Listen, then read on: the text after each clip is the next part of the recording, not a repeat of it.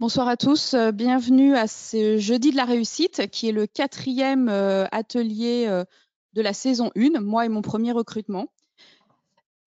On va vous présenter les autres ateliers qui ont... alors Virginie, la présidente de l'ordre, va arriver prochainement. On la laissera se présenter à ce moment-là et puis nous expliquer pourquoi elle a souhaité créer cet atelier. On va la laisser à ce moment-là. Voilà. Donc, les autres offres de l'ordre cette année qui vous ont été proposées, notamment pour les jeunes experts comptables, c'est Lucas. Lucas, c'est le centre de coworking de la profession comptable. C'est 700 mètres carrés rue du Colisée qui sont à votre disposition pour prendre vos bureaux en coworking ou pour des bureaux partagés. On a également Bibuzzy, on en parlera un petit peu plus tard. Pont, qui est les outils de la profession, BeBigger, qui est on en parlera de façon plus approfondie. Il y a les clubs également, il y a Inest, et puis on parlera aussi de Cap sur la performance, sur lesquels vous allez retrouver un certain nombre d'outils qui vont vous être utiles pour notamment tout ce qui est RH. Alors, on va faire un petit point sur Bibuzzy et BeBigger. Bibuzzy, c'est donc une plateforme de co-traitance et de mise en relation entre plusieurs experts comptables qui vont vous permettre, si vous avez du temps, de pouvoir offrir votre temps à d'autres confrères qui, eux, n'en ont pas et qui, du coup, ont des besoins, eux, de recrutement ou des besoins d'externalisation sur des missions ponctuelles. Donc ça, c'est plutôt très intéressant de faire des missions en co-traitance si vous n'avez pas forcément les compétences pour faire certaines missions. Soyez réactifs quand vous déposez votre offre. Vous allez avoir beaucoup de sollicitations, donc choisissez les bonnes personnes. Vous avez BeBigger également. BeBigger, alors là, c'est vraiment sur la partie recrutement, qui est notre thème de ce soir. C'est l'opportunité pour vous de faire un point sur votre cabinet. Donc, on vous demande de créer votre fiche cabinet sur BeBigger et les jeunes vont pouvoir aller voir votre cabinet, ce que vous faites, vos offres, la taille de votre cabinet, votre typologie de clientèle. Et donc, ça va vous permettre aussi d'avoir une vraie visibilité. On va en parler tout à l'heure. Voilà, donc ça, c'est comment fonctionne la plateforme. C'est tous les cabinets qui se sont déjà inscrits sur BeBigger. Donc, n'hésitez pas, soyez le prochain. Vous créez votre fiche cabinet et ensuite, vous pouvez ouvrir des offres à candidature. Il y a aussi Supexpertise. Donc ça, je vais... Bonsoir à tous. Je vais vous présenter brièvement donc Supexpertise. Supexpertise, donc c'est l'école supérieure de l'ordre des experts comptables de la région Île-de-France et de la CRCC de Paris. Donc, nos chiffres clés, on forme à peu près 700 apprenants chaque année en formation initiale. On a comme partenaire environ 16 000 cabinets. Et donc, on forme 2650 stagiaires donc, pour le DEC chaque année.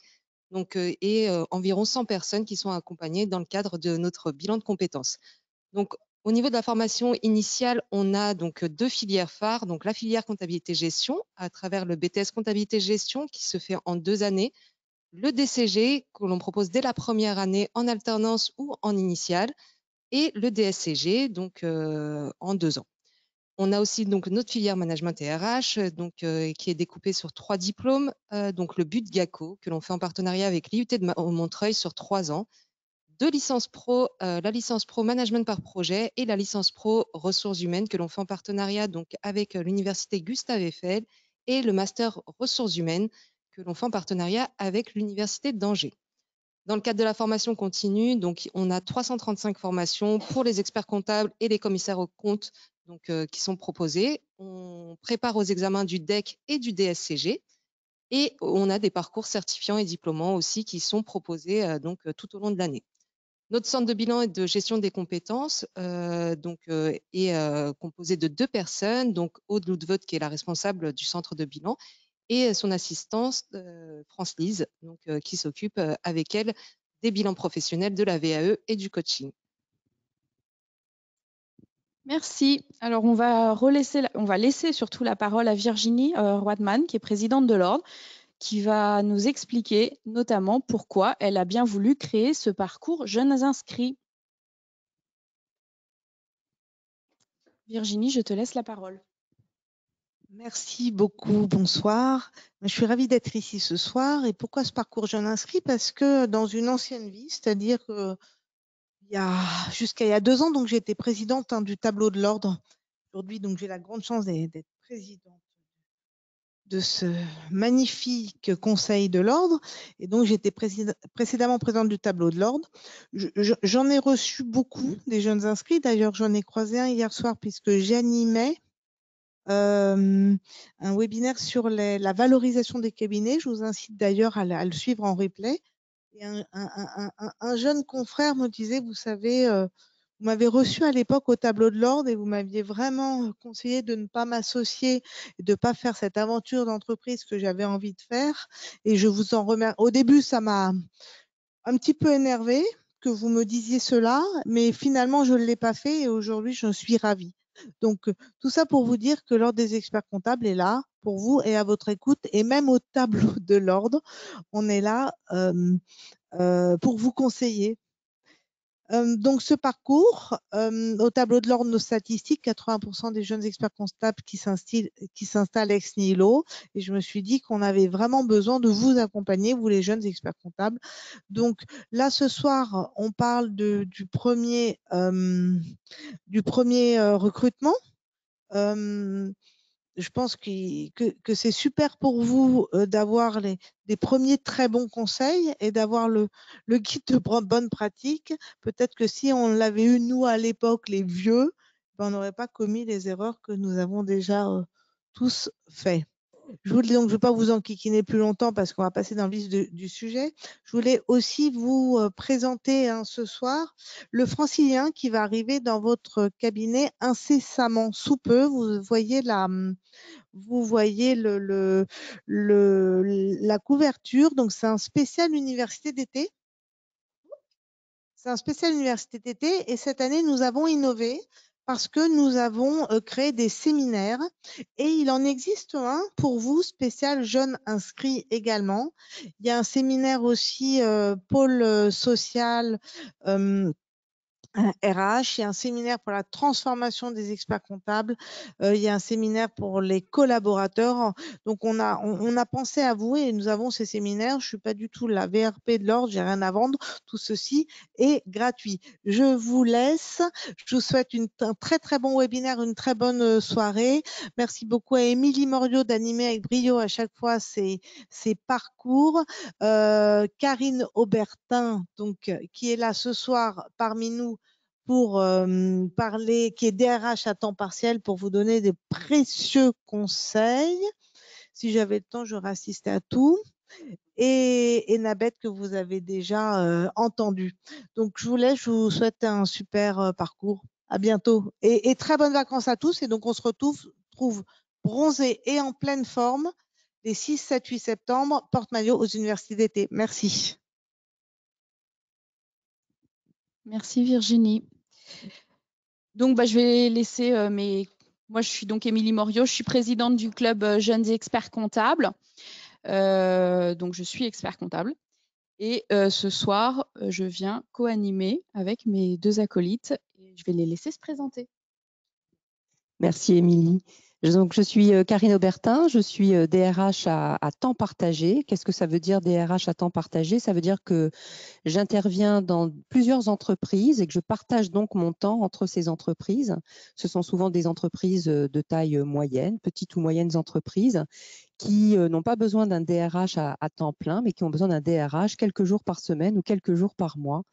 Donc voilà, c'est plusieurs secteurs d'activité, plusieurs tailles d'entreprise. C'est un plaisir renouvelé chaque jour. Alors, moi, je suis Nabaët Abdelli, je suis responsable du service alternance de Supexpertise. Donc, je pilote l'ensemble des formations que l'on propose au sein de Supexpertise en alternance. Donc, les formations que je vous ai citées tout à l'heure. Très bien, on va commencer alors. Donc, l'idée, c'est de parler de moi et de mon premier recrutement. Alors, il y a effectivement des points spécifiques pour le premier recrutement, mais de manière générale, les techniques qu'on a en matière de recrutement vont s'appliquer là, aujourd'hui. Le premier recrutement, il est important parce que c'est quand même aussi le fait simplement de devoir s'appuyer sur quelqu'un à temps plein, quand on se loupe sur un recrutement et qu'on a 5 personnes, c'est un petit peu moins grave. Quand on en a 10, ça l'est pas vraiment. Mais quand on en a un, ça va être compliqué. Et donc, du coup, l'idée, c'est de savoir comment on fait. Oui, merci Émilie. Oui, c'est important d'avoir en tête qu'un recrutement, c'est quelque chose d'important parce que c'est un investissement à moyen et long terme et qu'un mauvais recrutement, ça coûte de l'argent à l'entreprise. Alors les chiffres là que j'ai cités, entre 30 000 et 150 000 euros, bien sûr, ça dépend. C'est une source que l'on trouve chez plusieurs médias qui parlent de ça. Ça dépend bien sûr du salaire d'embauche, mais dans ces coûts-là, on peut parler de coûts directs et indirects. Les coûts indirects, c'est le temps que l'on passe, le salaire soit quand on recrute, le temps que l'on passe à recruter.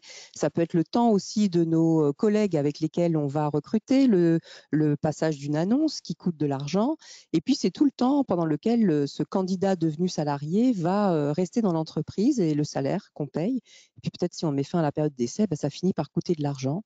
Il y a le temps de formation, bien sûr, que l'on passe. Donc, ça fait quand même une enveloppe assez large en termes d'argent, d'où l'importance de pouvoir éviter de se rater. Mais en même temps, ce n'est pas une science infuse, le recrutement. Ça reste quelque chose de C'est pas une science compliqué. infuse. Et c'est vrai que sur un premier recrutement, souvent, on a tendance à se tourner vers l'alternance. Donc, effectivement, choisir le bon alternant est important, puisqu'en fait, on va consacrer énormément de temps à sa formation. C'est exactement cela, et c'est pour ça que Supexpertise accompagne en fait les différents cabinets en préqualifiant, ce qui leur fait gagner aussi du temps, mais aussi de l'argent. Donc parce que toute cette sélection au niveau des candidatures est faite par l'école, ce qui libère en fait le temps aux experts comptables en fait de travailler sur ces CV-là, parce que le temps qu'on reçoit des CV, de les qualifier ces CV, de choisir la bonne personne et d'être sûr que ça répond à son besoin, là, c'est l'école qui le fait à la place de l'expert comptable. On est toujours plus sûr quand on est plusieurs à recruter qu'il y a un regard croisé, comme je dis, sur les candidats que tout seul face aux candidats, parce qu'on peut toujours avoir des doutes. Alors aujourd'hui, je vous apprendrai rien, recruter, c'est un véritable jeu de séduction. Le marché de l'emploi a complètement changé. Là, on est post-Covid. On pouvait avoir des métiers en tension. Les métiers de la finance en faisaient partie. Et aujourd'hui, post-Covid, la donne a changé. C'est-à-dire qu'aujourd'hui, une entreprise, quand elle veut recruter, elle doit séduire son candidat. C'est terminé l'époque où on recevait énormément de candidats bien qualifiés par rapport à l'annonce et où le recruteur, l'employeur, avait plus qu'à claquer des doigts pour trouver quelques candidats qui correspondaient bien à son besoin. Aujourd'hui, ça a vraiment changé. Quelques statistiques là qu'on trouve là aussi sur les médias. On a aujourd'hui, par exemple, 9/10 des candidats qui sont enclins à candidater dans des entreprises qui sont attentives à la marque employeur. Donc, il n'y a pas que la mission en elle-même, il y a aussi comment mon recruteur, mon employeur de demain, il travaille en interne, quelle est l'ambiance de travail, comment sont les salariés chez lui. Donc ça, c'est vraiment important. On a les candidats qui, bien sûr, regardent la réputation de l'entreprise, et la réputation de l'entreprise, elle se fait sur les réseaux sociaux. Et puis, on a aussi des candidats, et ça étonne assez souvent, mais des candidats qui sont prêts à être payés moins cher à partir du moment où l'entreprise dans laquelle ils postulent est une entreprise qui a bonne réputation, où les salariés sont heureux, entre guillemets, même si on n'est pas là pour faire le bonheur des gens, mais c'est aussi important. Et donc, tout ça, c'est vraiment important de prendre ça en considération quand on est un employeur qui recrute. Alors déjà, comment on définirait la marque employeur? Et puis, comment on définit la marque employeur quand, pour l'instant, on n'est pas employeur? Justement, quand on n'est pas encore employeur, c'est là où tout commence. La marque employeur, c'est l'ensemble des valeurs et de la culture qui va caractériser l'entreprise dans laquelle on postule, dans laquelle on travaille. C'est ça la marque employeur. On parle des marques de produits, par exemple. Quand on fait du marketing, on met en avant ces produits. La marque employeur, c'est l'employeur qui se met en avant pour pouvoir attirer des candidats, pour pouvoir faire en sorte que ses salariés restent aussi dans l'entreprise. Parce qu'on le verra tout à l'heure, il ne suffit pas de recruter, il faut aussi fidéliser ses salariés. Donc la marque employeur, c'est ça. C'est pour ça que je parle d'un jeu de séduction, c'est-à-dire quand je suis employeur, il faut que je séduise. Ça va dans le bon sens du terme quand on dit ça, mais il faut dire qui je suis et donner envie aux gens, aux candidats, aux futurs candidats de venir chez moi. Comment on communique sur sa marque employeur? Les réseaux sociaux aujourd'hui, bien sûr, c'est incontournable, hein.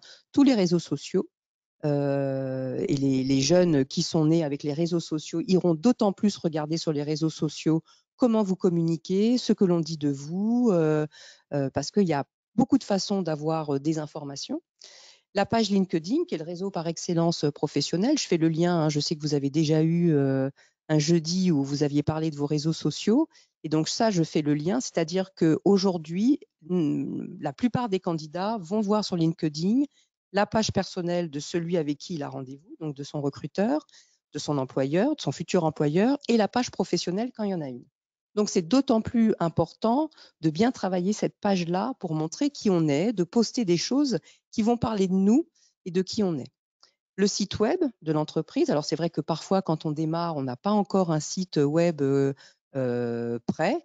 Bon, c'est pas très grave, mais si on en a un, il faut bien communiquer, poster des choses intéressantes, montrer de qui on est, parler de l'entreprise en elle-même. Et puis, les meilleurs ambassadeurs de la marque employeur, ce sont les salariés, nos salariés. Quand on est un cabinet d'expertise comptable et qu'on a déjà quelques collaborateurs, si nos collaborateurs se sentent bien chez nous, ils vont d'autant plus être de bons ambassadeurs de notre entreprise. Ils vont aussi parler autour d'eux. Et donc ça, c'est vraiment important. Donc, il ne faut pas négliger nos salariés. On en parlera après dans les moyens de recrutement. Mais tout ça, ça communique, ça dit qui on est, en fait. Donc, il faut soigner tout ça. Alors, nos candidats, avant qu'on rentre vraiment dans le vif du sujet du recrutement, qu'est-ce qu'ils cherchent, notre candidat, quand on va le chercher, quand on a plein de candidats, qu'est-ce qui l'intéresse? C'est important de savoir comment fonctionne un candidat. Donc là aussi, quelques statistiques qui sont intéressantes. En priorité, ce que regardent les candidats, c'est le poste. Les missions du poste, les responsabilités, le sens que l'on donne à son poste. Ça, c'est important. Et ça, quel que soit l'âge. Les jeunes, on parle beaucoup du sens qu'ils veulent donner à leur travail, mais c'est vrai aussi chez les populations plus âgées, les gens qui ont eu déjà de l'expérience, ils se sont pris déjà quelques claques en ayant travaillé dans d'autres entreprises. Ils savent, ils se connaissent bien, ils savent ce qu'ils veulent, ils savent ce dont ils ont besoin. Donc, ils sont bien au fait de ce qu'ils recherchent et ils vont poser les bonnes questions. Donc, le travail, l'intérêt, les responsabilités, tout ça, c'est quelque chose qui est vraiment primordial par rapport au poste, d'où l'intérêt de bien communiquer sur la mission du poste. Enfin, l'environnement de travail. L'environnement de travail, c'est l'ambiance. Qu'est-ce qui se dégage de l'entreprise? Quand je viens pour un entretien dans l'entreprise, il va se dégager quelque chose de cette entreprise. Et donc ça, c'est important de voir, voilà, qu'est-ce qui se dégage de cette entreprise? Comment je suis accueillie? Quelle est l'ambiance? Le bureau, le style, etc. Et donc, je vais être attentif à ça en tant que candidat. Et c'est aussi important de soigner ça quand on est un recruteur. Troisième levier, l'entreprise en elle-même, ses perspectives de développement. Il faut que le recruteur, mon futur employeur, soit au clair sur comment il a envie d'avancer. Un expert comptable, c'est quoi ses projets, sa feuille de route, comment il a envie de se développer, quelle est sa santé économique, quelles sont ses perspectives d'évolution, comment est-ce qu'il manage aussi. Donc ça, c'est vraiment quelque chose d'important. Et puis enfin, en dernier lieu, et vous voyez que ça a le moins d'impact, mais ça en a quand même, mais c'est important, c'est tout ce qui va autour. Ticket restaurant, possibilité de faire garder les enfants, le titre, etc., qui peuvent être annexes, mais qui ont moins d'importance que tout le reste. Donc, une fois qu'on sait ce qui attire le candidat, moi, en tant qu'employeur, je vais pouvoir me préparer à mener ces entretiens et à montrer qui je suis.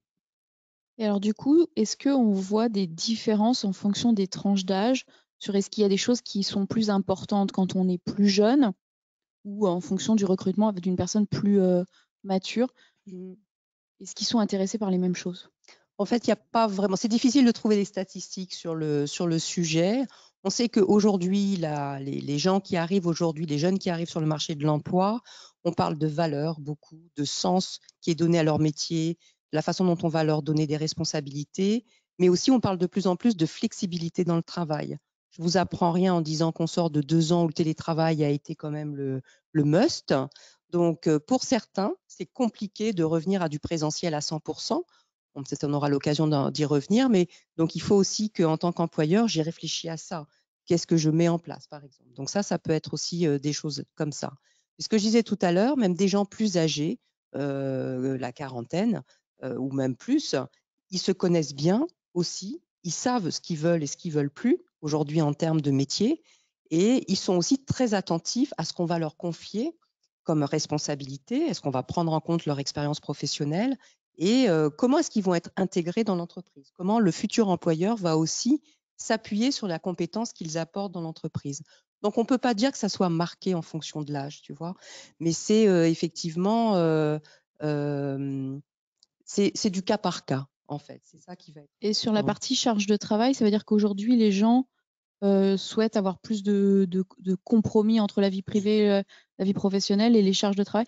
Mais comment on peut prouver, parce que les cabinets d'expertise comptable aussi ont souffert dans le passé, Ouais. et c'est aussi notre difficulté de recrutement chez les jeunes. On a souffert en fait d'une image qui consiste, on fait travailler nos collaborateurs non-stop. Comment aujourd'hui, quand je recrute quelqu'un, je peux vraiment lui montrer qu'en fait, chez moi, ça va être différent et ne pas supporter le poids du passé. Bah, il faut parler vrai, j'ai envie de dire. Je pense que ça, c'est aussi la conviction avec laquelle l'employeur va faire passer son message et va parler vrai. Je parle de ça tout à l'heure. Mais ça, vous ne pouvez pas le prouver. Vous n'allez pas montrer des fiches horaires de vos collaborateurs en disant, bah voilà, ils sortent bien à 18h tous les soirs, etc. C'est difficile à prouver. Donc, qu'est-ce que je mets en place aujourd'hui en termes d'organisation du travail? Est-ce que je permets du télétravail? Parce qu'il y a aussi des choses tout à fait légales, le droit à la déconnexion, les choses comme ça, mais ça, je ne vais pas y revenir là-dessus. Mais je crois que ça se sent, c'est la sincérité avec laquelle l'employeur va communiquer sur ces sujets-là. Puis de toute façon, si on ment au moment du recrutement, dans les jours qui vont suivre l'intégration dans l'entreprise, ça va vite se voir et là, vous aurez tout perdu parce qu'aujourd'hui, sauf vraiment cas particuliers, mais les jeunes salariés qui intègrent ou même les moins jeunes, ils n'hésiteront pas à partir. Et donc là, vous aurez tout perdu, il faudra recommencer. Donc, vous avez tout intérêt à dire la vérité. Alors maintenant qu'on sait ce que veulent les jeunes, comment on fait notre offre d'emploi? Allez, donc maintenant, ça y est, vous savez que vous avez un besoin, vous avez besoin de recruter. Donc, première étape, c'est l'offre d'emploi. Parfois, on peut s'en passer de l'offre d'emploi. On regardera après comment on peut recruter, mais c'est vrai que c'est souvent la première étape. Moi, je dis que souvent, c'est le curriculum vitae de l'entreprise, hein. Le candidat, il vient avec son curriculum vitae, mais l'offre d'emploi, c'est aussi le curriculum vitae de l'entreprise. Et là aussi, on communique. Donc, il y a un certain nombre d'incontournables sur une offre d'emploi. C'est qui recrute, qui je suis, quelle est l'entreprise. Je raconte en 2-3 lignes mon entreprise, d'où je viens. Est-ce que c'est une création? Est-ce que voilà, c'est un cabinet qui a déjà de l'expertise, enfin qui est déjà sur le marché depuis longtemps, etc.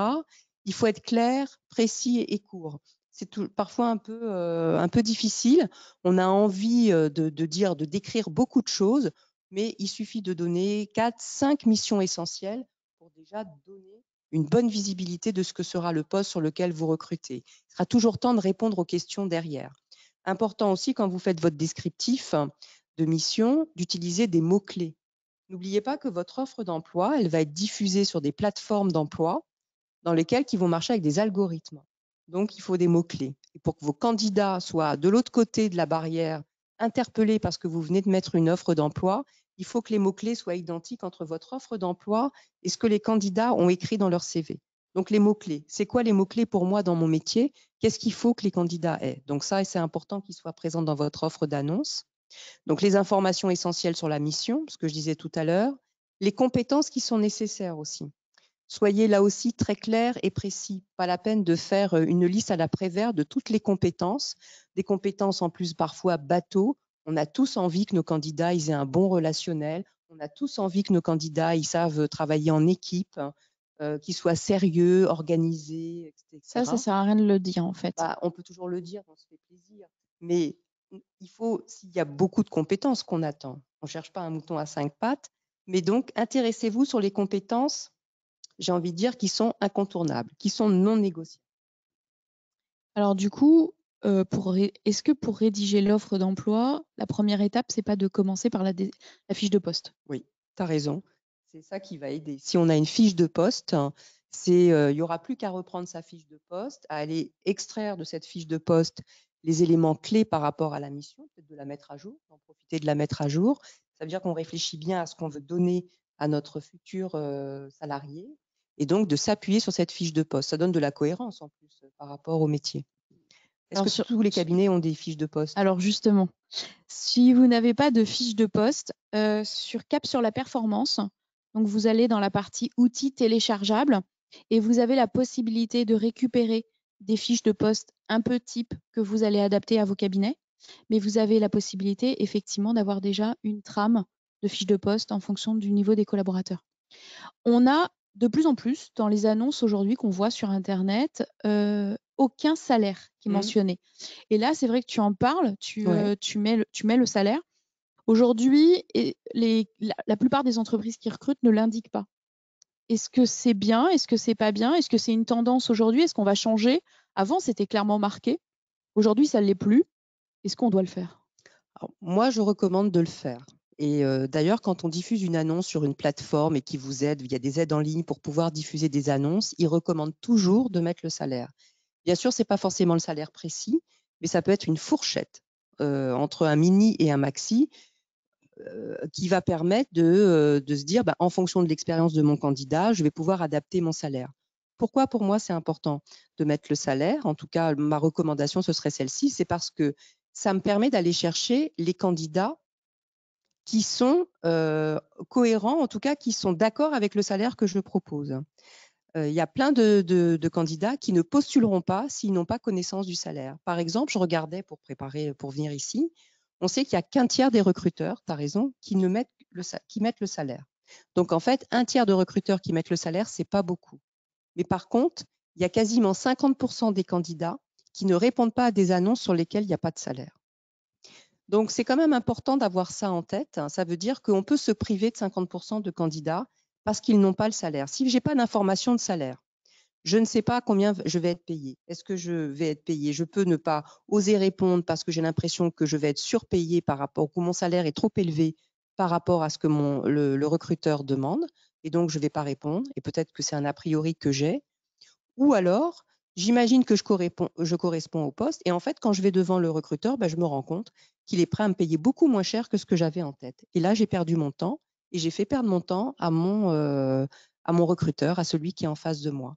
Donc, donner pour moi une information sur le salaire, c'est déjà commencer à faire une présélection sur les candidats avec lesquels j'aurais envie de travailler.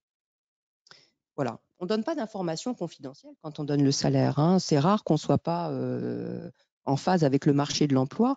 Et la fourchette de salaire, ça permet de pouvoir adapter son salaire entre un mini et un maxi en fonction de l'expérience du candidat que j'aurai en face de moi. Alors, il y a effectivement une étude qui avait été sortie par un grand cabinet de recrutement spécialisé dans l'expertise comptable qui avait été publiée l'année dernière, qui nous donnait les tranches par niveau de collaborateur et par typologie de mission. Donc, n'hésitez pas, je ne peux pas vous le citer là, mais n'hésitez pas à aller aux universités d'été de septembre ou au congrès de l'ordre d'octobre. Ils seront là, je pense, et vous pourrez accéder à ces informations-là. Ça vous permet aussi de voir si votre offre et le salaire que vous proposez est cohérent avec le marché, parce que peut-être qu'on n'a pas de candidat parce qu'on est complètement déconnecté du marché. Complètement. Ça, c'est vraiment important. Et c'est toujours une difficulté quand on est recruteur de se dire, c'est quoi le salaire? Surtout quand on recrute pour la première fois ou quand on crée un poste, par exemple, et on n'a pas forcément d'idée. Donc, c'est intéressant ce que tu dis pour pouvoir avoir un peu une grille de référence. Et puis, la fourchette, ça permet aussi de s'adapter. Quand on reçoit des candidats, on leur pose à un moment donné la question, quelle est votre rémunération actuelle? Ça permet aussi de se situer par rapport au poste, est-ce que je suis en phase ou pas? C'est rare que les candidats mentent sur le sujet. On a une question dans la salle, dites-moi. Bonjour.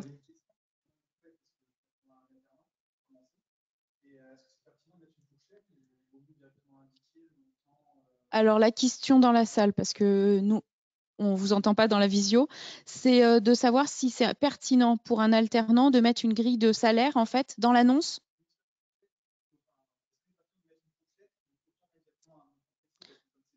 Alors, il est en alternance. La personne que vous recrutez, c'est un alternant. Alors, déjà, pour les alternants, il y a une grille minimum en fonction de l'âge, de l'ancienneté, et de savoir s'il avait déjà eu un poste précédemment, parce que ça, il faut en tenir compte et c'est un point important qu'on a souvent en termes d'expérience on a tendance à oublier. C'est-à-dire que si votre alternant a déjà eu une entreprise avant, vous devez à minima lui garantir le même salaire que dans son emploi précédent. Donc ça, c'est un élément important, surtout si vous avez des collaborateurs qui sont, entre guillemets, des transfuges d'autres conventions collectives et qui peuvent se retrouver beaucoup mieux payés dans une autre convention collective que dans la nôtre. Donc ça c'est déjà un premier point. Après, sur est-ce qu'on augmente le salaire d'un alternant, je ne sais pas si c'est une grande pratique des cabinets comptables. Non, ce n'est pas une grande pratique des cabinets comptables. Les cabinets comptables donc, rémunèrent généralement les alternants au minimum légal. Donc, ce n'est pas ce que je conseille de mettre le salaire pour un alternant.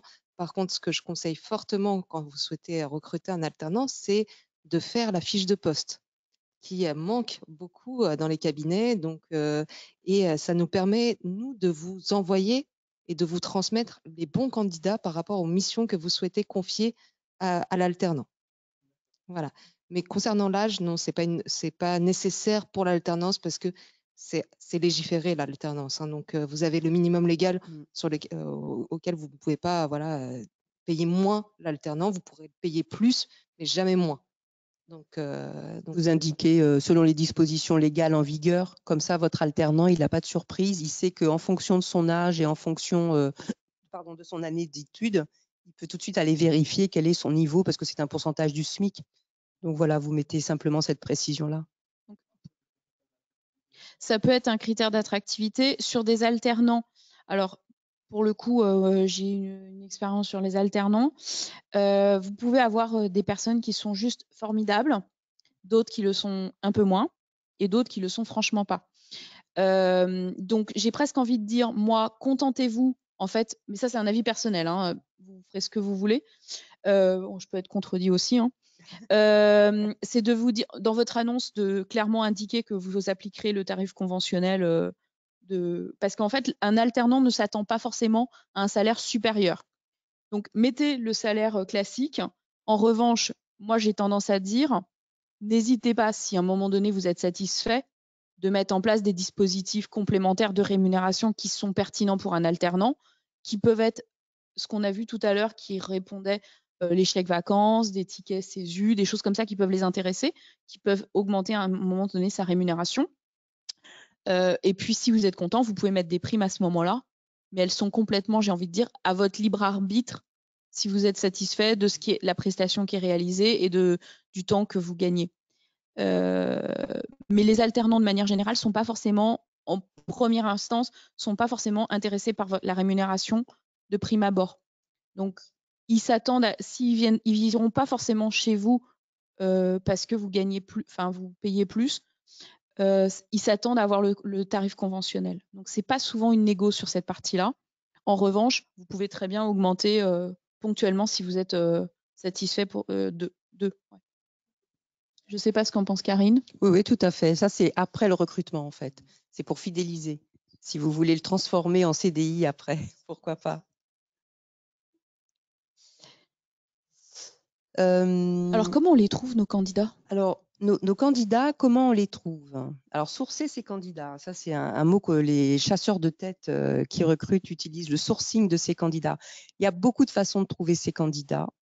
La cooptation, déjà, c'en est une qui marche bien. Parce que, alors, la cooptation, c'est quoi? C'est si j'ai un cabinet avec plusieurs salariés, quand je recrute en tant qu'employeur, je vais dire que je recrute à mes salariés. Je vais en parler avec eux, je vais leur dire que je recrute. Et mes salariés, c'est aussi valable avec les alternants parce que souvent, quand ils sont dans une classe, ils ont des copains et en fait, il y en a toujours 1, 2 ou 3 dans la classe avec lesquels ça se passe pas forcément toujours bien avec leurs employeurs, ou en tout cas les travaux qui sont confiés sont pas forcément toujours bien. Si vous avez un apprenti avec lequel ça se passe bien, c'est aussi lui qui peut vous vendre votre cabinet à ses copains de classe. Complètement. La cooptation fonctionne très très bien en alternance. Donc généralement, ce sont vraiment les camarades de classe qui parlent de leur cabinet et qui disent voilà, je sais qu'il y a une place qui se libère chez moi, donc n'hésite pas, c'est un bon cabinet, tu peux y aller, tu vas évoluer rapidement. Donc voilà, donc c'est quelque chose qui fonctionne très très bien dans l'alternance. L'intérêt d'avoir une bonne ambiance de travail parce que comme ça, les salariés peuvent en parler. Ouais. Donc c'est important pour l'alternance, c'est important aussi pour les autres salariés.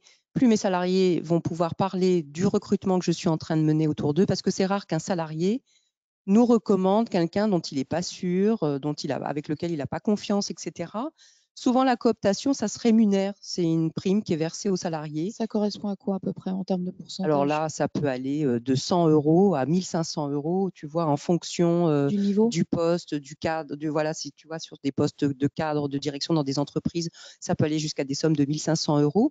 Après, sur d'autres, dans des entreprises plus petites, on peut donner une prime de 100, 150 €, des chèques cadeaux. Voilà, c'est une façon aussi de remercier son salarié qui a fait une bonne recommandation. On verse souvent après la validation de la période d'essai. Comme ça, voilà, on a gagné du temps en tant qu'employeur.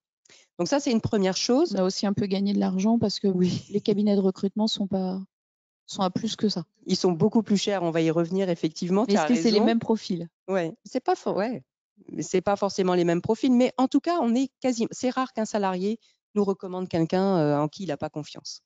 Le réseau aussi, c'est son réseau professionnel, mais aussi son réseau personnel. Parler du recrutement qu'on est en train de mener, hein. Moi, j'ai une anecdote à ce sujet et je trouve que ça marche. Ça marche quand on est candidat et qu'on cherche un job. Ça marche aussi quand on est employeur et qu'on recherche un candidat. Ma fille, qui est aussi en alternance à la rentrée prochaine, elle cherche une entreprise et elle cherche dans le monde de l'armée. Elle veut rentrer dans l'armée, elle veut rentrer au ministère de l'armée.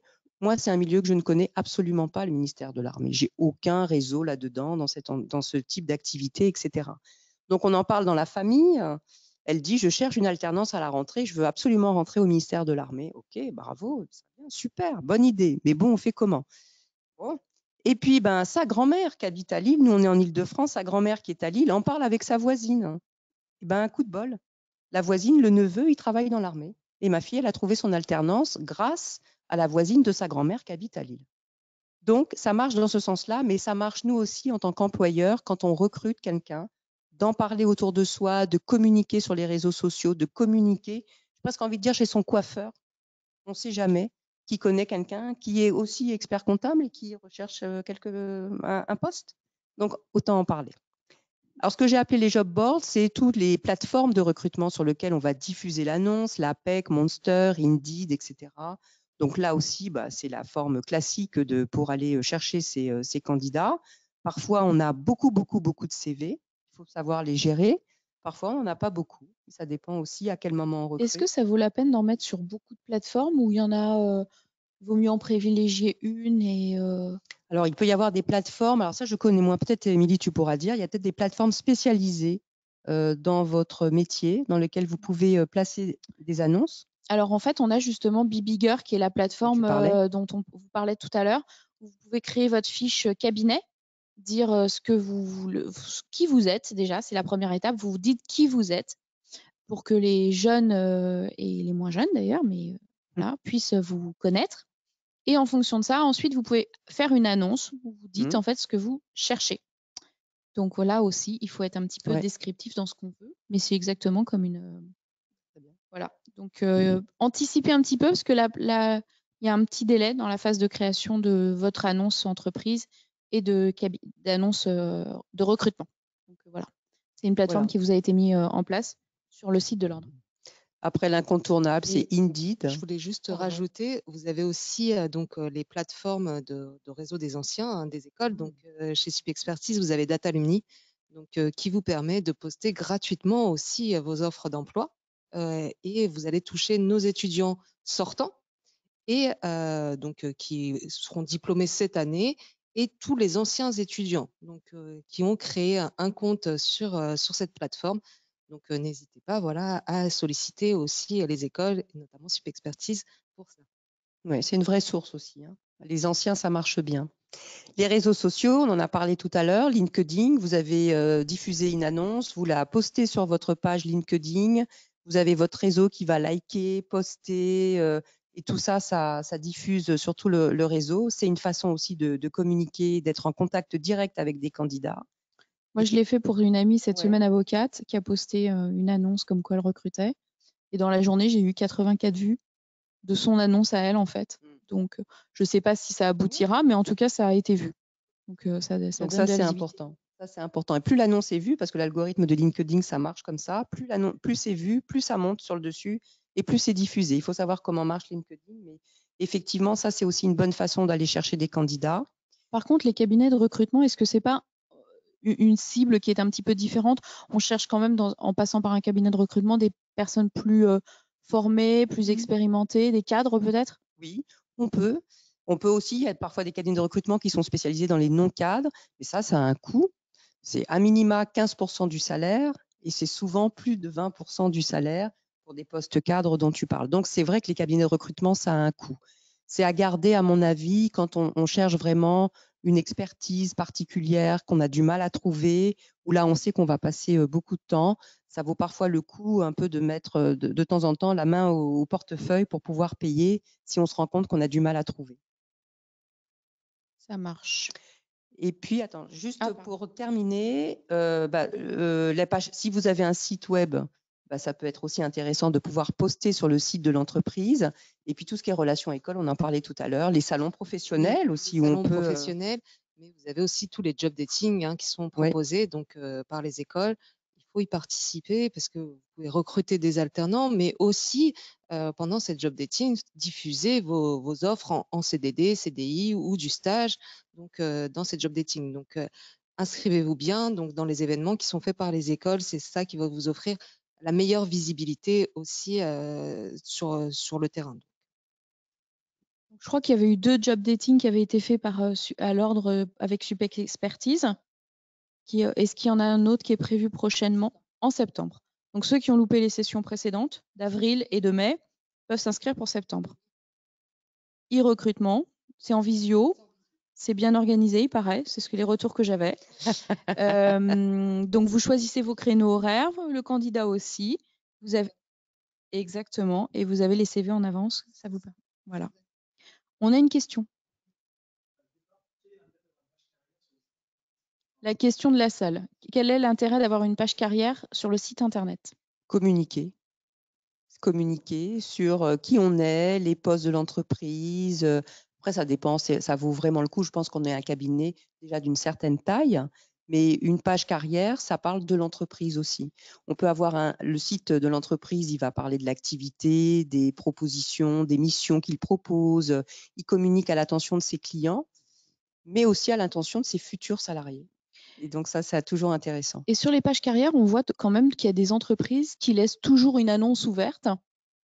Est-ce que c'est une bonne technique? Parce que moi, je me pose la question, je me dis si jamais ils ne trouvent pas le candidat, c'est peut-être qu'en fait, le canard boiteux, c'est peut-être eux. Alors, est-ce qu'en fait, il vaut mieux pas fermer les annonces de temps en temps, les réouvrir? Ou alors est-ce que j'en laisse une qui fonctionne tout le temps? Non, tu as raison, parce qu'une annonce qui prend de l'âge, ça donne pas effectivement. C'est comme un appartement qui reste trop longtemps en vente. On n'a plus envie d'aller le visiter. L'annonce, on se dit aussi, c'est un peu bizarre. Par contre, ce qu'on peut faire sur une page carrière, quand on n'a plus de recrutement en cours, c'est de dire envoyez votre candidature spontanée et puis à ce moment-là, on l'étudiera. Par contre, si on dit ça, ça veut dire aussi qu'on s'engage à répondre aux candidatures spontanées. C'est-à-dire qu'on ne reçoit pas des candidatures spontanées puis qu'on les laisse mourir de leur belle mort sans y répondre. Donc, c'est aussi prendre l'engagement en tant qu'employeur de répondre à tous les candidats que je vais avoir. Donc ça, c'est vraiment important. Sinon, on ne met rien. Alors maintenant qu'on a reçu les CV. Bon, alors on a reçu les CV, il faut se préparer pour l'entretien. Vous avez présélectionné vos CV, vous en avez reçu plusieurs. On dit qu'un recruteur, ça passe à peu près 1 minute sur un CV. C'est court, 1 minute. Alors, si vous n'en avez que 5, vous pouvez vous accorder 5 minutes. Ça va vite. Si vous avez 200 CV, ça arrive encore de temps en temps, on n'a pas 5 minutes à passer sur le CV. Donc, il faut que vous puissiez tout de suite repérer ce que vous cherchez, que vous soyez au clair en tant que recruteur, en tant qu'employeur, sur les critères qui sont incontournables pour pouvoir faire votre présélection. Si vous avez un doute, si vous avez un candidat qui vous semble intéressant, mais il y a des choses qui sont encore pas claires par rapport au CV, ça peut être intéressant aussi d'organiser un premier contact téléphonique, ça pas très longtemps, 15-20 minutes avec le candidat pour éclaircir 2-3 points dans le CV avant de passer par un entretien en face à face. Surtout qu'aujourd'hui, on le fait de plus en plus, les visios. Oui. Donc ça permet, je pense que ça a dû généraliser quand même dans les processus de recrutement. Ça se généralise assez vite. Tu as raison, les visios. Moi, je recommande quand même si on a fait un entretien visio, de faire quand même un entretien en face à face. Ça, c'est toujours important parce que n'oublions pas que la communication, c'est 90% dans le non-verbal. En visio, on voit les gens, mais on ne les voit pas complètement. Et puis, ce n'est pas du tout la même chose. Donc, 90, vous passez quand même d'un bon nombre d'interactions quand on n'est pas en face à face. Et ça, c'est vraiment important. Moi, je connais des recruteurs qui étaient très contents de la visio qu'ils avaient passée avec leurs candidats. Quand ils l'ont vu et qu'ils ont démarré ensemble, c'était plus du tout la même chose. C'était plus le même. Donc, il faut se méfier de ça. Donc, vraiment, le face-à-face. Moi, je suis un peu traditionnelle je suis un peu vieille école. Donc, le face-à-face, il faut le garder. Dans une shortlist, gardez les 2 derniers candidats que vous avez envie pour le face-à-face. Tu parles de questions ouvertes et de questions précises. Est-ce que dans une question ouverte, la réponse est importante ou est-ce que finalement, peu importe la réponse faite par le candidat, ce qui nous intéresse, c'est de voir qu'il a structuré sa réponse, qu'il y a réfléchi, ou alors il y a des bonnes et des mauvaises réponses qu'on peut apprendre par cœur? Alors, c'est vrai que les étudiants sont de plus en plus préparés aux entretiens, hein. Donc ça, c'est sûr qu'ils arrivent, ils sont plutôt bien préparés. D'où, vous aussi, en tant que recruteur, l'importance de bien préparer son entretien. Je le dis tout de suite en amont, je vais revenir à ta question, c'est bien préparer mon entretien. Ça, c'est important. Déjà, dans l'image que je donne, on reparle toujours de la marque employeur, je suis un bon manager parce que je prends le temps de recevoir mon candidat, je montre que j'ai préparé et que j'ai lu le CV. Ah, alors, vous êtes… Ah, oui, c'est vrai. Oui. Ah, oui, oui, c'est vrai. Voilà. Ah, quand on reçoit on voit un recruteur comme ça, en tant que candidat, je me demande s'il a lu mon CV, si c'est vraiment intéressant de travailler avec lui, d'où l'intérêt. Alors, question ouverte pour répondre à ta question. C'est vrai que les candidats sont de mieux en mieux préparés. Donc, la question ouverte, c'est celle à laquelle on ne peut pas répondre ni par oui ni par non, et dans lequel il faut un processus pour élaborer la réponse. Et c'est intéressant de voir quel est le processus que le candidat que j'ai en face de moi a mis en place quand je vais lui poser une question. Une question ouverte, c'est racontez-moi une situation que vous avez particulièrement bien vécue, dont vous êtes particulièrement fier. Alors, il va en raconter une. Pour quelle raison est-ce que vous avez choisi cette situation? Qu'est-ce que vous aviez en tête au moment où vous avez fait cela? Voilà, par rapport à ce qu'il leur raconte. Voilà, quelques exemples de questions, effectivement, où là, on va aller voir comment le candidat il s'est mis en mouvement, quel comportement, quelle valeur, quels critères il est allé mettre en place, quelle aptitude personnelle il a mis en place. Donc ça, c'est toujours intéressant. Et qu'est-ce que vous aviez en tête? Pour quelle raison est-ce que vous avez choisi cette option? Comment est-ce que vous feriez différemment aujourd'hui si vous aviez la même chose à refaire? Ça permet aussi de voir la capacité à prendre du recul, à réfléchir, à pouvoir rebondir. Donc ça, tout ça, ça va permettre de poser ces questions ouvertes qui vont montrer, c'est-à-dire que quand je suis recruteur, ce qui est intéressant, c'est que moi, en tant que recruteur, je dois tout à fait voir mon candidat en train d'agir. Je dois pouvoir le voir faire. Visualisation. Exactement. Visualiser ce qu'il est en train de faire. Si je ne visualise pas, c'est que soit ma question n'a pas été assez précise, soit mon candidat il est en train de se perdre dans les détails. Alors, un défaut des candidats, on retrouve assez souvent, moi je remarque, c'est que les candidats ont du mal à dire « je ». Ils disent « on » ou « nous ». Mais dans le meilleur des cas, c'est « on ». Donc, on ne sait pas qui c'est « on ». Donc, il ne faut pas hésiter quand on est un recruteur à dire « mais qui est ce « on » ?» Donc, il va dire « ok, mais vous, dans l'histoire ou dans ce que vous êtes en train de me raconter, qu'est-ce que vous avez exactement fait? Quelle a été votre valeur ajoutée? Quelle a été votre contribution? » Ça oblige un peu le candidat à parler de soi. Et là, il peut plus se cacher derrière le « on ». Dans les bonnes pratiques de l'entretien, est-ce que la prise de référence est quelque chose qui se pratique beaucoup, un peu, énormément, pas du tout? Comment on la prépare, cette prise de référence? Cette prise de référence, elle se fait assez régulièrement, très régulièrement. Je n'ai pas de stats. Tu m'excuseras, Émilie, hein, sur le sujet. Je n'ai pas de statistiques. Voilà, un peu, beaucoup, régulièrement. Voilà, elle se fait régulièrement. Elle se fait assez régulièrement. Maintenant, là aussi, je pense qu'il faut respecter un certain nombre de règles. Déjà, comme on est respectueux de son candidat, on va le prévenir, on va prendre des références et on va lui demander des personnes, 1 ou 2 personnes, auprès de qui on va pouvoir aller chercher des références. Donc ça, c'est important de le prévenir parce que lui-même, de son côté, peut prévenir les personnes dont il nous donne les références, comme quoi elles vont être appelées par un recruteur. Donc ça, c'est important. Et puis, ça évite des situations qu'on a pu connaître quand on recrute pour la première fois. c'est d'appeler le manager actuel de notre candidat et de se rendre compte qu'il n'est pas au courant, qu'il est en train de chercher un autre job. Ben, moi, c'est ce qui m'est arrivé. J'ai eu un CV, j'ai appelé le confrère dont les coordonnées m'avaient été communiquées par le candidat et il m'a dit je ne suis pas au courant qu'il part. Voilà. Donc ça, c'est un peu délicat. Donc c'était très gênant. Alors, je lui ai conseillé, comme moi, de mettre à jour sa page Bibigger pour pouvoir, parce que clairement, son collaborateur n'allait pas rester encore très longtemps. Ouais, d'accord.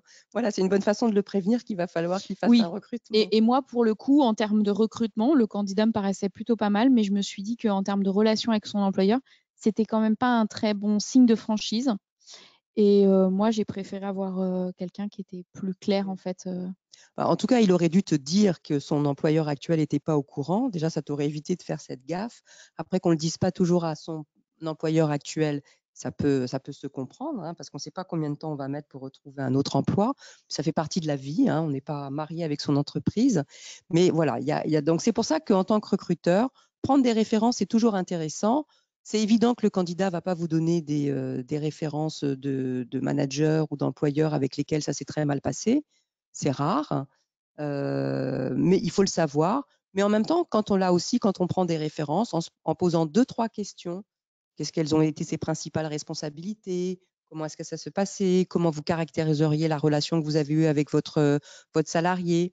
Et une bonne question qu'on pose, c'est est-ce que vous réembaucheriez ce salarié aujourd'hui s'il venait postuler chez vous? Là, c'est rare. Si vous sentez une hésitation, il s'est passé un truc. Ouais, parce que moi, j'ai eu le cas aussi de prise de référence il n'y a encore pas très longtemps. J'ai pu quand même ne pas trop l'enfoncer tant que les questions étaient effectivement ouvertes. Par chance, ils m'ont pas demandé si je le réembaucherais. Mais à cette question-là, j'aurais clairement répondu non. Ouais. Mais sur des questions ouvertes, on peut quand même aussi Voilà. ne pas trop enfoncer la personne. Oui. Ça peut être aussi un problème d'adéquation entreprise Oui. collaborateur, en fait, tout simplement. Complètement. Tu dis parler peu, mais parler vrai. Est-ce Ouais. que en cette période où on a particulièrement du mal à recruter, est-ce qu'on n'a pas du tout, enfin, du côté employeur, on n'a pas tendance à se survendre et du coup à parler trop et ne pas écouter celui qu'on a en face?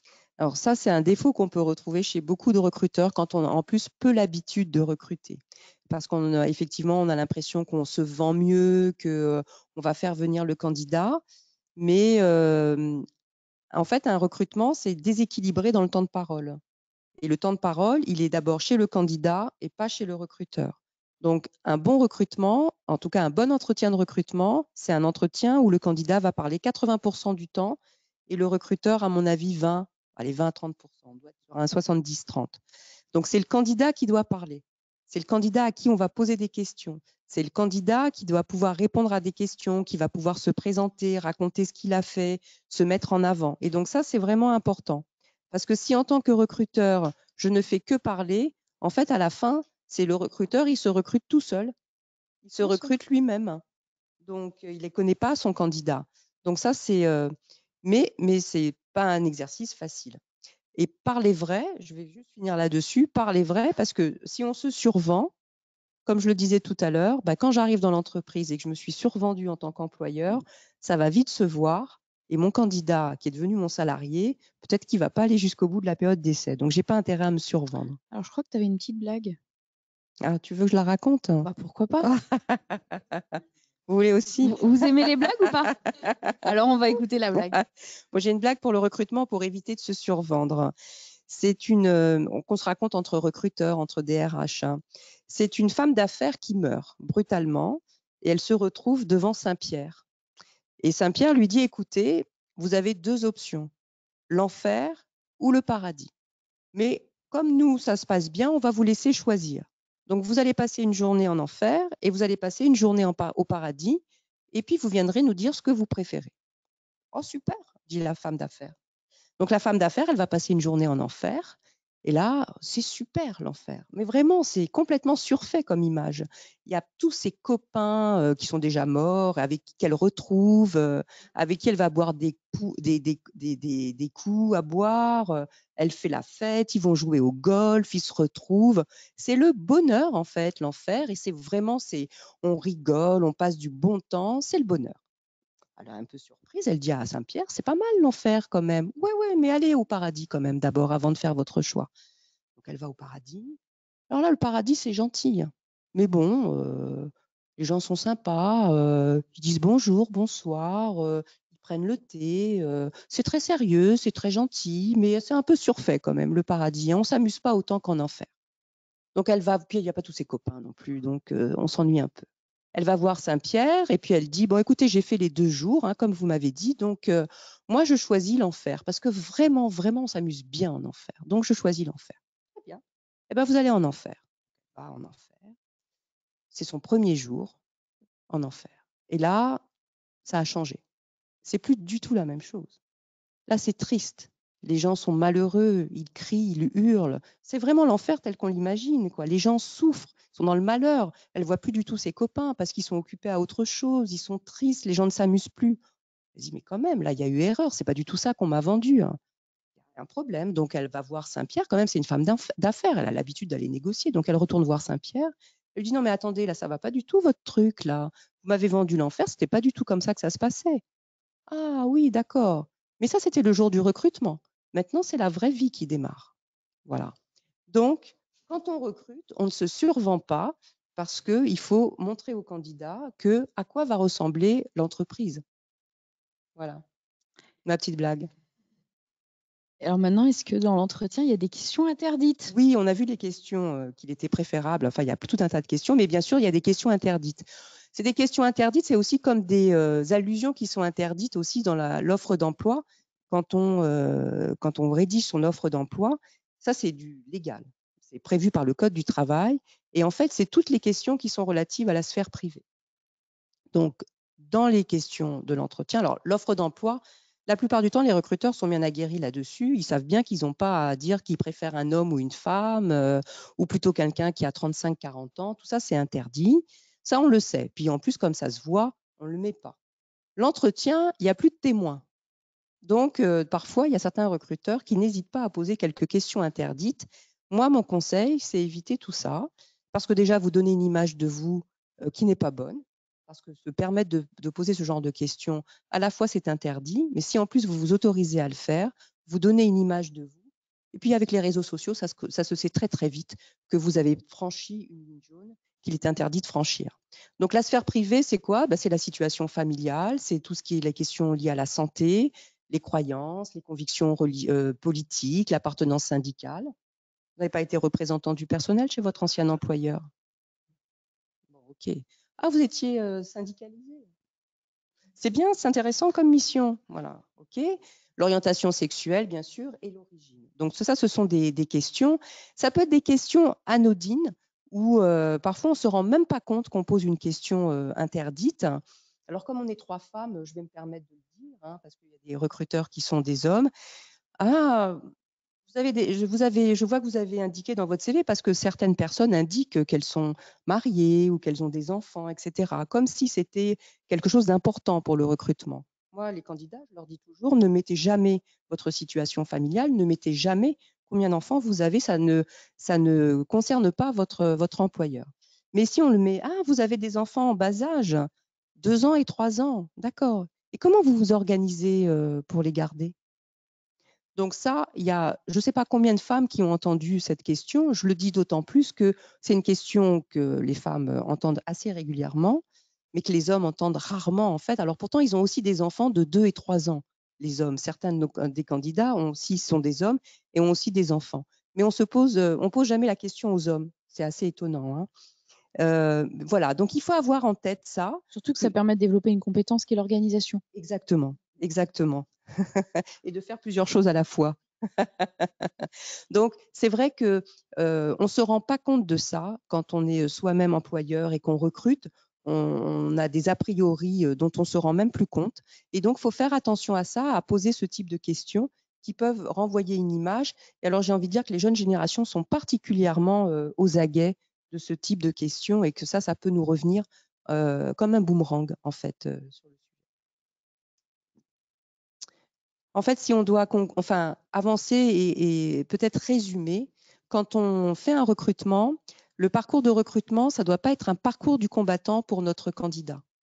C'est-à-dire que j'ai envie de dire qu'il ne faut pas faire à un candidat ce que nous, on n'a pas envie de subir, en fait, si on était candidat. Ça veut dire quoi? Ça veut dire que notre candidat, on doit le respecter et puis s'engager à faire ce que l'on a dit qu'on allait faire. Parce que ce qui est important dans l'entretien de recrutement, à un moment donné, vous pouvez avoir la question, c'est qu'on va parler du processus de recrutement. Sous quel délai je vous apporterai une réponse? Qui est-ce que vous allez voir? Et dans combien de temps j'ai besoin de recruter? Donc ça, à partir du moment où vous l'avez dit, il faut le respecter et il faut donner des informations à votre candidat. Donc, dans les délais, allez vite. D'autant plus aujourd'hui, je le disais tout à l'heure au début, on est en post-Covid. Ça va très, très vite sur le marché. On a de plus en plus de mal à trouver des candidats. Le marché s'est complètement retourné aujourd'hui. Les employeurs font un peu tout pour séduire leurs candidats. Donc, plus vite vous répondez, mieux c'est. Je discutais avec une consultante qui est spécialisée en recrutement il y a quelques jours. Elle était en train de faire un recrutement pour un comptable, justement, pas un expert comptable, mais un comptable. Et elle était avec une candidate qui avait 6 propositions entre les mains. 6 propositions. C'est un peu du jamais vu en ce moment. Même si le métier de comptable est un métier qui est en tension, c'est du jamais vu.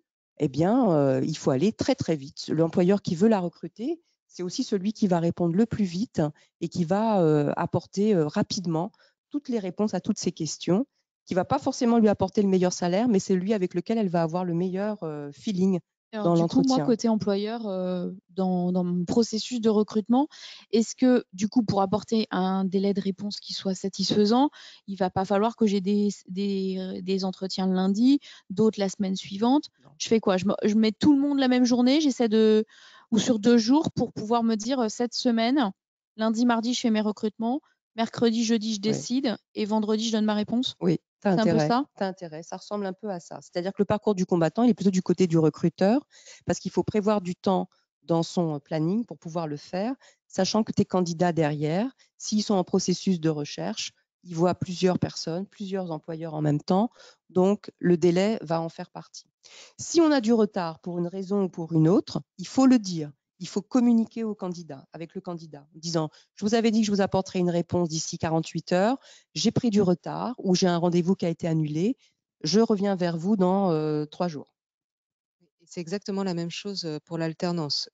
L'étudiant va chercher à sécuriser en fait sa formation et donc il va répondre favorablement au premier recruteur qui lui aura dit oui en fait. Et ça c'est vraiment un élément qui est à prendre en compte dans le cadre de vos recrutements, notamment les DSCG qui sont fortement sollicités par les employeurs, les cabinets.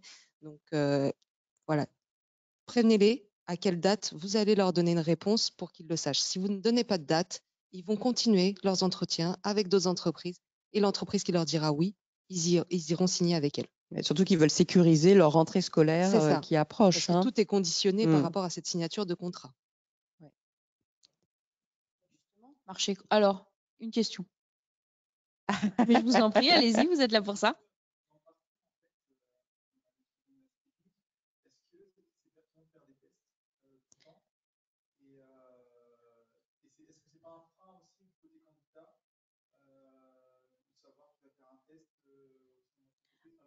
Alors, c'est une bonne question. On se l'est posé en préparant cette formation.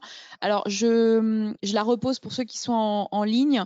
La question est, est-ce que dans la phase de recrutement, on va faire des tests techniques pour savoir en fait ce que vaut notre candidat d'un point de vue purement technique?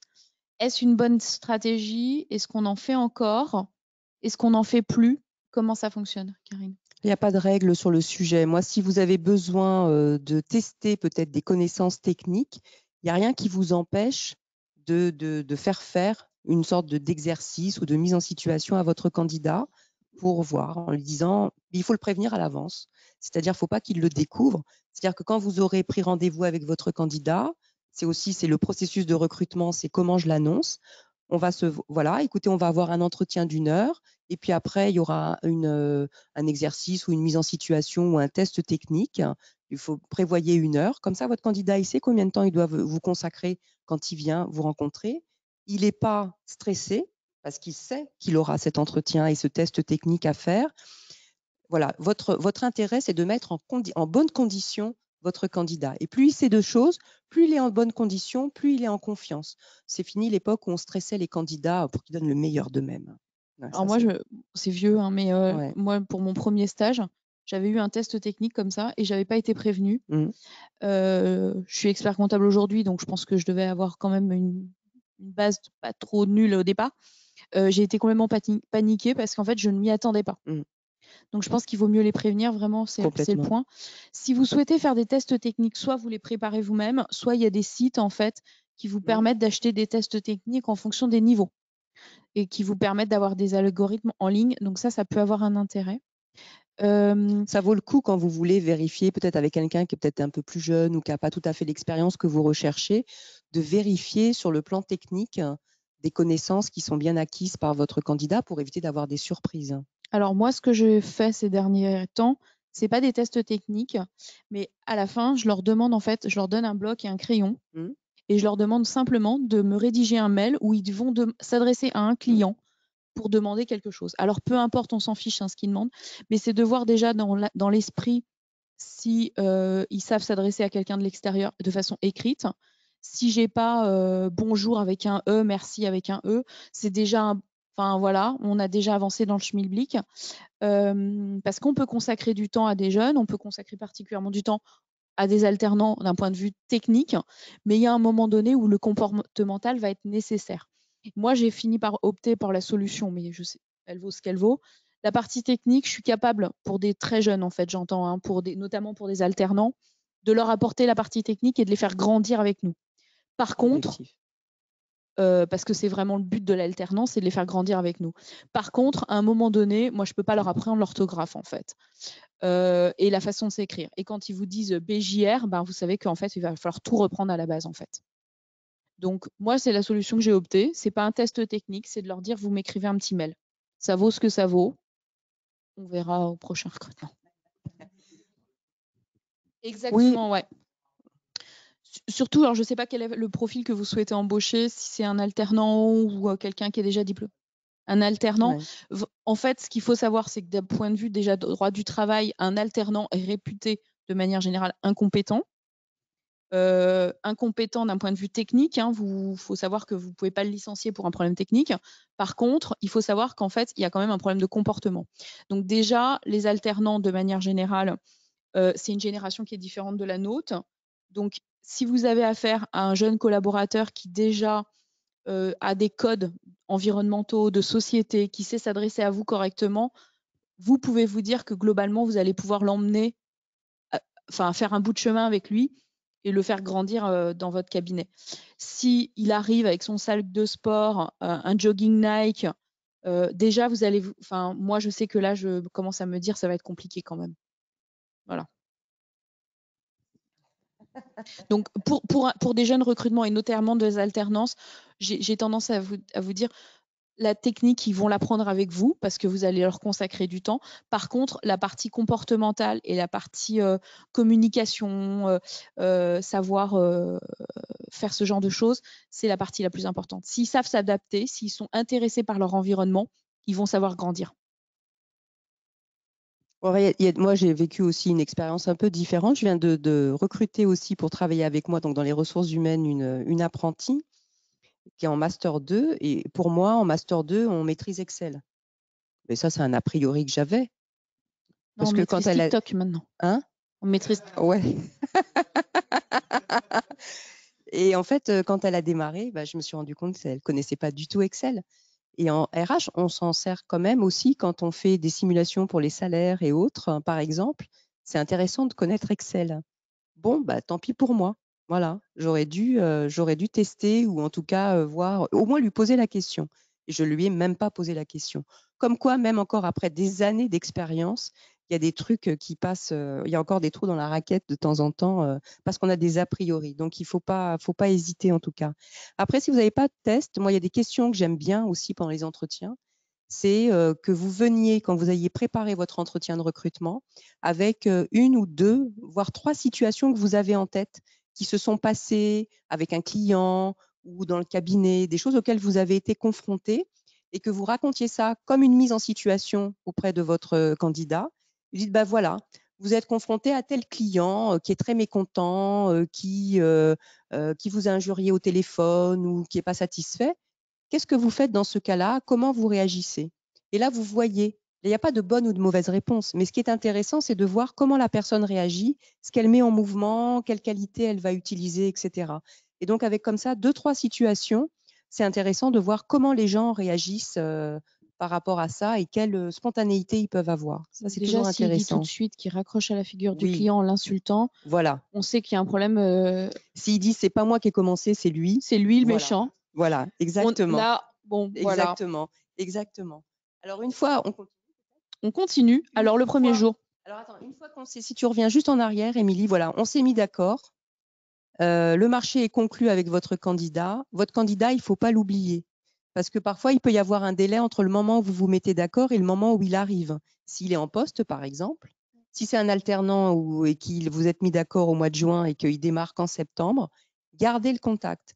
Un candidat, c'est une promesse d'embauche. L'alternant, ça va être le contrat d'apprentissage qui va être signé. Mais un candidat extérieur, c'est la promesse d'embauche déjà. Parce que c'est important, c'est rassurant d'avoir une promesse d'embauche. Et s'il est en poste, ça va lui permettre tout de suite d'aller négocier son préavis avec son employeur actuel. Donc ça, c'est la première chose. Et puis, c'est maintenir le contact, prendre des nouvelles, envoyer de la documentation à lire, des informations sur l'entreprise, etc. Et puis, informer aussi de l'arrivée de ce candidat qui, demain, sera un salarié. C'est important pour le salarié, le futur salarié, de savoir qu'il est attendu et que vous attendez son arrivée. Comment? Oui. Tout à fait. Alors, pour ceux qui recrutent de l'alternance pour la rentrée, les aides à l'alternance ont été prolongées. Donc, en fait, ne vous dites pas j'avais un plan de recrutement parce que ça a été annoncé jusqu'au 30 juin. C'est reconduit jusqu'au 31 décembre. Donc, ne vous jetez pas à tout prix comme des morts de faim. Vous avez encore le temps de recruter. Il y a une session de recrutement en septembre avec Expertise. Et donc, n'hésitez pas à retrouver le bon candidat. Le premier jour, il arrive. En fait, tout n'est pas terminé. Votre candidat arrive, c'est le premier jour, et le premier jour est important. Pour les présidents de la République, on dit que c'est les 100 premiers jours qui sont importants. Pour les candidats, c'est les premiers jours qui vont être importants. N'oubliez pas que là, vous devez fidéliser maintenant votre candidat. Vous devez travailler, apprendre avec lui. C'est devenu un salarié. Vous devez l'accompagner. Vous devez lui apprendre la culture de votre cabinet, les points de repère, les clients, etc. Donc ça, c'est vraiment important. Vous n'êtes pas obligé de lui mettre un collier de fleurs autour du cou, comme sur la dia, mais en tout cas, c'est important de savoir qu'il est attendu. Imaginez l'effet que ça fait en disant « Ah mais oui, c'est vrai, c'est aujourd'hui que vous arrivez, mais où est-ce que je vais vous installer ?» OK. Donc, c'est important d'avoir prévu l'endroit où vous allez le mettre, que les outils, l'ordinateur, le téléphone, tout soit paramétré pour son arrivée. Prévoyez du temps également pour vous en tant que manager pour avoir du temps, de la disponibilité, de la proximité avec votre salarié qui vient d'arriver. Il aura besoin de vous. Si c'est un tout jeune, il aura d'autant plus besoin de vous dans les premiers jours, premières semaines. Mais même si c'est quelqu'un qui a déjà de l'expérience par ailleurs, il a aussi besoin d'intégrer les codes, de savoir comment vous fonctionnez, quels sont vos clients. Il a besoin aussi d'avoir un certain nombre de repères. Il sera sans doute plus vite autonome, mais il a aussi besoin de savoir qu'il est attendu. Ça, c'est un vrai signe de reconnaissance que vous lui envoyez. C'est d'autant plus important pour lui pour se sentir bien et rester jusqu'au bout. Et alors, justement, l'ordre vous a préparé sur le site Cap sur la performance un outil qui s'appelle livret d'accueil des nouveaux collaborateurs. C'est dans la partie téléchargeable du site. C'est en accès libre. Vous pouvez du coup récupérer un fichier Word que vous personnalisez sur lequel vous avez un certain nombre d'informations, les horaires, comment ça se passe pour les cafés. Enfin, c'est des choses qui peuvent être assez basiques. Et puis, la documentation où elle se trouve. Enfin, voilà, un certain nombre de choses que le candidat va pas forcément tout enregistrer. C'est normal. Et s'il vient vous reposer 4 fois la question, ça va vous agacer, alors qu'en réalité, il n'a juste pas tous les codes. Pour les recrutements, la période d'essai est importante. Donc ça, c'est lié au contrat, au statut du contrat. Et puis, pour les alternants, c'est 45 jours d'entreprise, de présence en entreprise. Donc, c'est aussi pour lui, le candidat, enfin pour le collaborateur, une période pour vous juger, mais vous aussi. Et c'est aussi valable pour les alternants. Donc, Dans le cadre de l'alternance, rester en contact avec l'école. Donc, pendant cette période d'essai qui est importante, remonter vraiment s'il y a des problématiques qui ont été notées, les remonter à l'école pour qu'on puisse vous accompagner. Je voulais insister aussi sur le fait que le premier jour, c'est exactement la même chose pour un alternant qu'un salarié qu'on embauche en CDI ou en CDD. Donc, parfois, l'erreur qui est faite par certains cabinets, c'est de se dire qu'un alternance n'est pas grave. C'est aussi grave que pour l'embauche d'un CDI.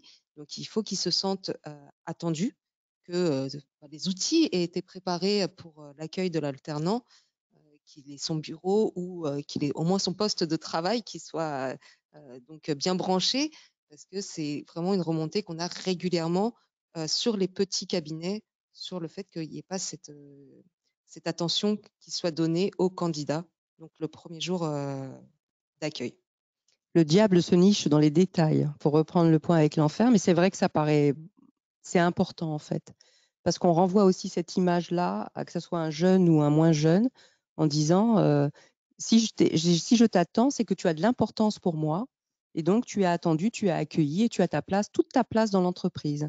Si je t'accueille en disant au fait où je vais te mettre, ça veut dire que j'ai pas beaucoup d'importance, et n'oubliez pas que vos salariés, ce sont vos meilleurs ambassadeurs pour la suite, pour recruter de futurs alternants les années suivantes. C'est quoi un mauvais recrutement là?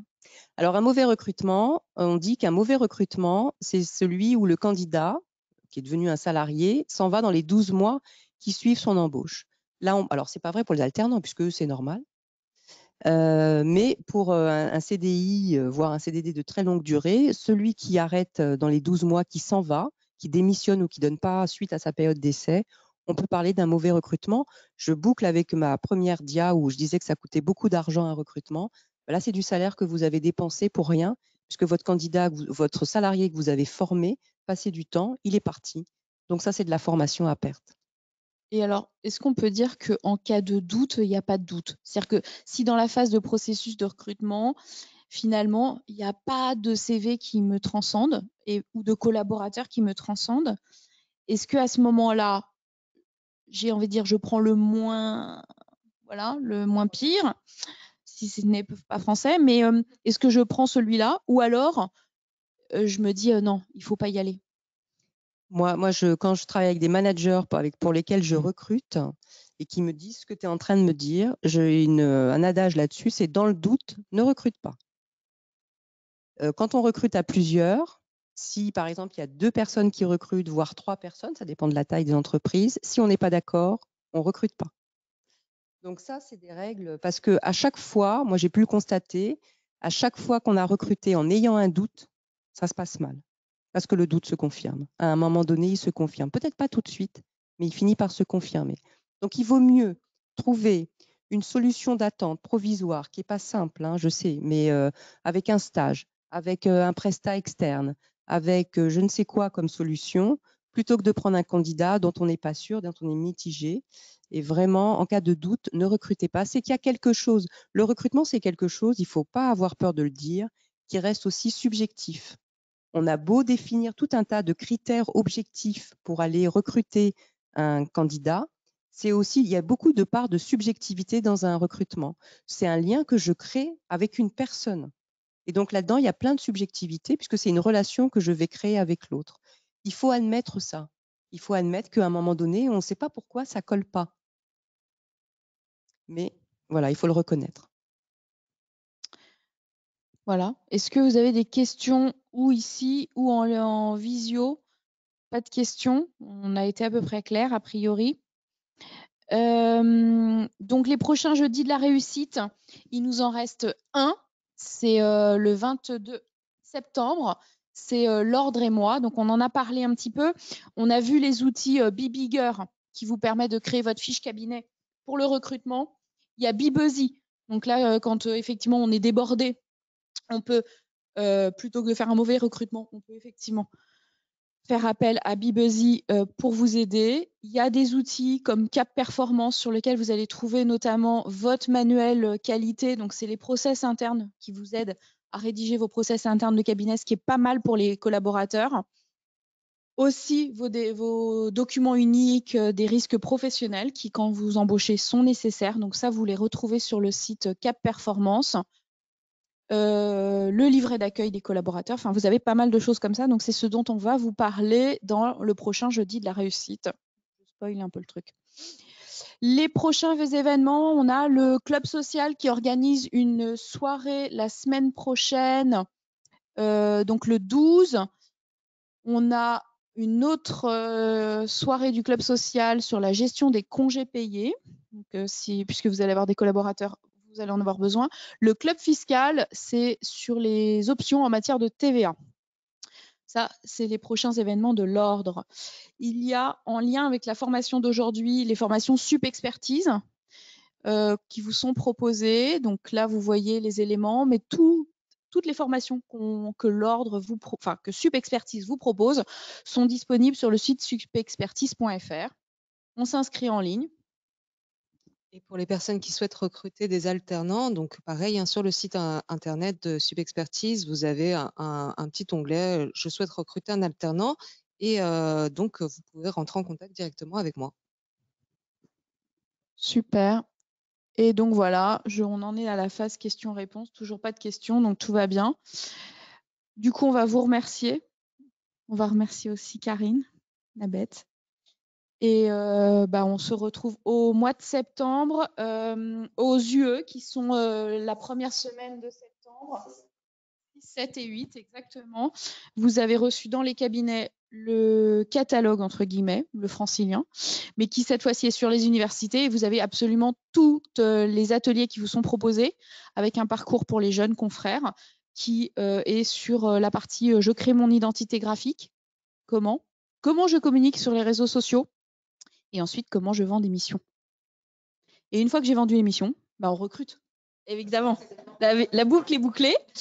Donc, vous avez un parcours qui vous est dédié. Et puis, si jamais il y a un de nos ateliers qui vous intéresse un petit peu moins, il y a d'autres ateliers qui sont très bien. Les inscriptions se font à partir d'aujourd'hui, 15h. Voilà. Et je vous souhaite une bonne soirée. Et pour ceux qui sont dans la salle, il y a le cocktail en bas.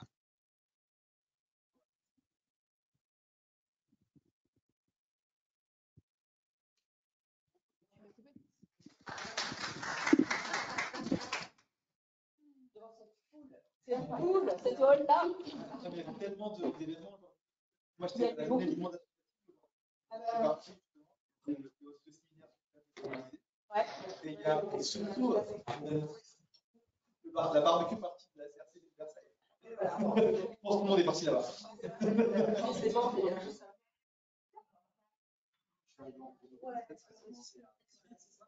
Ça a commencé à 18, mais le CG aussi a communiqué sur 18h30. Je ne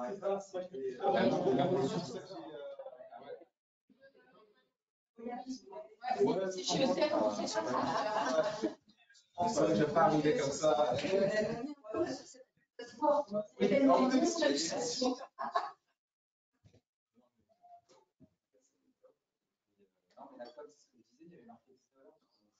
Alors, le CGEC a communiqué sur 18h30 en haut de mail et à 19h en bas. Exactement.